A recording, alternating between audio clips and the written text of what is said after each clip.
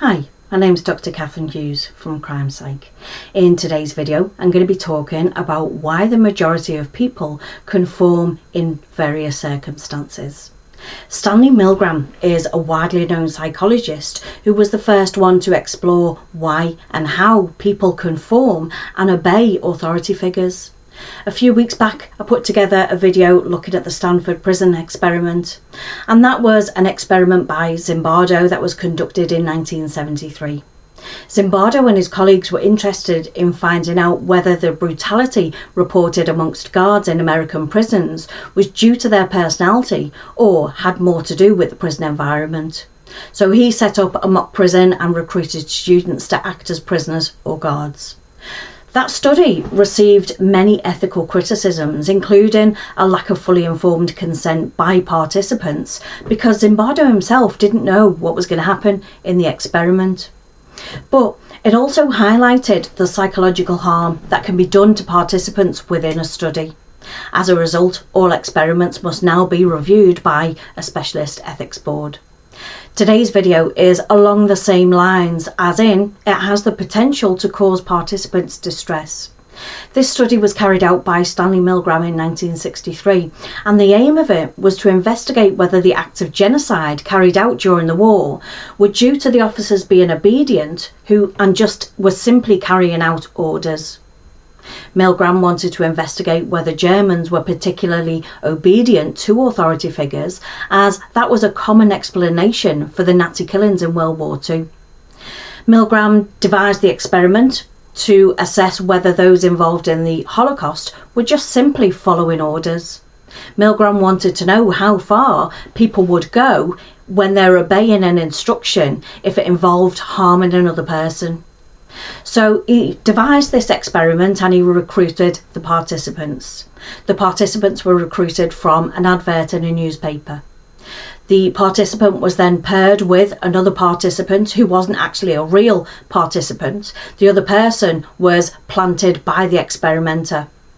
They drew straws to determine which one of them was the learner and which one of them was the teacher. However, it was rigged so that the real participant was always assigned as the teacher. The fake participant was then taken into a separate room and had electrodes attached to their arms and their legs. The real participants, who were acting as the teacher, and the researcher went into a room next door to that contained an electric shock generator and a row of switches which were marked from 15 volts, and that was labelled slight shock, up to 375 volts, which was labelled danger severe shock. The highest one was 450 volts, which was just marked with 3 X's. So the fake learner participant was then given a list of words which were paired.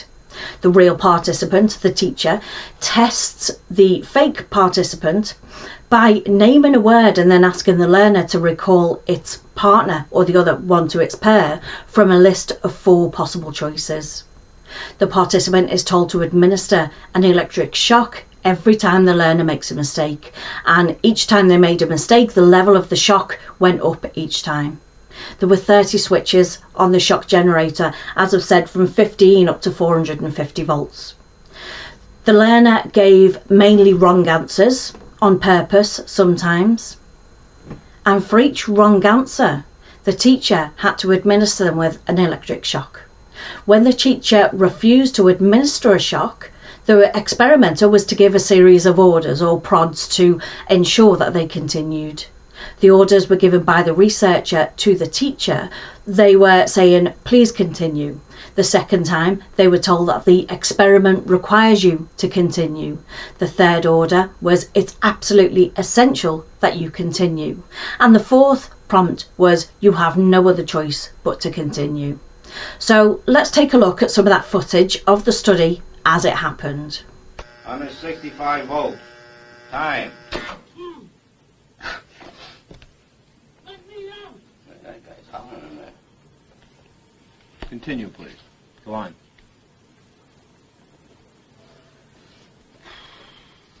Well, there's a lot of them here, you know. They have a heart condition there. You want me to go? Just continue, please. Shh. sharp. Axe, needle, stick, blade. Answer, please. Wrong. I'm up to 180 volts. Please continue, teacher.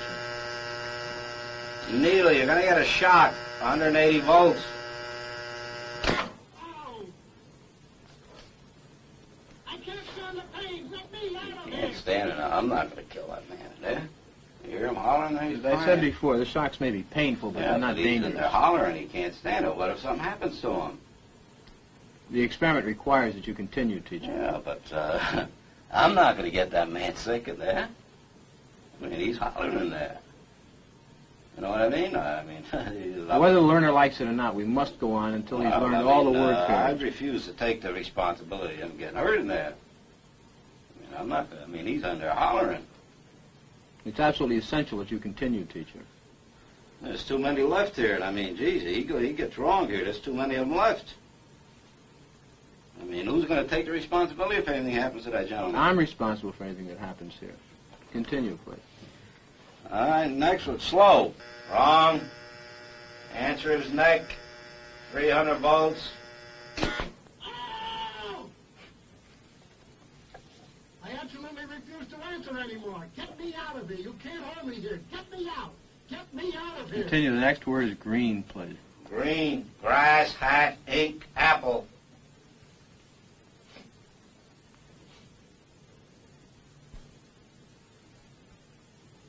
I can't go on, he won't answer. If the learner doesn't answer in a reasonable time, about 4 or 5 seconds, consider the answer wrong and follow the same procedure as you have been doing for wrong answers. Say wrong, tell them the number of volts, give them the punishment, read them the correct answer. Oh, man. Continue, please. Something's happened to that man in there. Next one, gold, dollar, necklace, moon, paint. Something's happened to that man in there. You better check in on him, sir. He won't answer you or nothing. Please continue. Go on, please. You accept all the responsibility? The responsibility is mine, correct. Please go on. Grave, woman, soldier, dog, horse. Answer is woman, 450 volts. That's it. Now continue using the last switch on the board, please, the 450 switch for each wrong answer. Continue, please. I'm not getting no answer. Please continue. The next word is white. But you think you should look in on him, please? Not once we've started the But experiment. what if something's happened to the man, had an attack or something there? The experiment requires that we continue. Go on, please. Don't the man's health mean anything? Whether the learner likes it or not, we But must... he might be dead in there. Some people can't take the shock, sir. Please I continue. don't intend to be rude, but I think you should look in on him. Whether the... All you got to do is look at the door. If I don't get no answer, no noise, something I think has happened to the gentleman in there, sir. We must continue. Go on, please. You're going to keep giving him, what, 450 volts every shot now? That's correct. Continue. The next word is white. White, 450 volts. Next one is short. Sentence, movie, spurt, time. All right, excuse me, teacher. We'll have to discontinue the experiment. I'd like to ask you a few questions, if I may.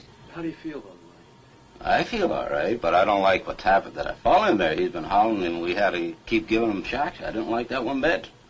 He wanted to get out, and he just kept going, kept throwing 450 volts. I didn't like that. He wouldn't even look at him, that gentleman. Well, who was actually pushing the switch? I was. But he kept insisting. I told him no, but he said, "It's got to keep going." I told him it's time we stopped when we got up to 195, 210 volts.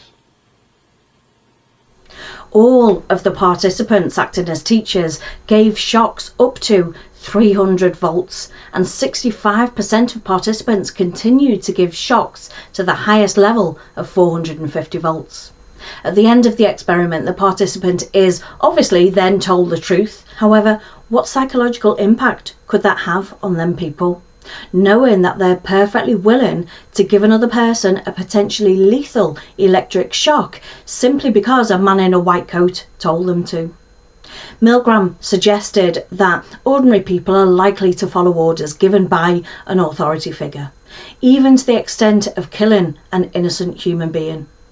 Obedience to authority is ingrained in all of us right throughout our lives, from the way that we're brought up during our childhood into adulthood. People tend to obey orders from other people if they recognise their authority as being morally right and or legally based. This response to legitimate authority is learned in a variety of situations. For example, we learn it within the family, within school, within the workplace. Milgram concluded that people have two states of behaviour when they're in social situations: the autonomous or agentic state. In the autonomous state, people direct their own actions and they take responsibility for the results of those actions. In the agentic state, people allow others to direct their actions and then pass off the responsibility for the consequences to the person given the orders. In other words, they act as agents for another person and carry out their will. However, two things must be in place for that to occur, according to Milgram. Firstly, the person given the orders is perceived as being qualified to direct other people's behaviour. That is, they're seen as a legitimate authority figure. Secondly, the person being ordered about is able to believe that the authority will accept responsibility for what happens to another person.